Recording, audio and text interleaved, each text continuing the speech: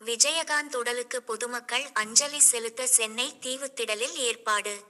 மறைந்த நடிகரும் தேமுதிக நிறுவன தலைவருமான விஜயகாந்தின் உடல் பொதுமக்கள் அஞ்சலிக்காக வெள்ளிக்கிழமை காலை 6 மணியிலிருந்து மதியம் 1 மணி வரை சென்னை தீவுத்திடலில் வைக்கப்படவுள்ளதாக தேமுதிக தலைமை கழகம் அறிவித்துள்ளது.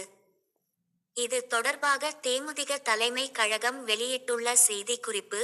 தேமுதிக நிறுவன தலைவர் விஜயகாந்த் இன்று டிச.28 காலை 6:10 மணியளவில் மறைந்தார் என்ற செய்தி தேமுதிகவுக்கும் திரையுலகுக்கும் உலகில் உள்ள அனைத்து தமிழக மக்களுக்கும் பேரிழப்பாகும்.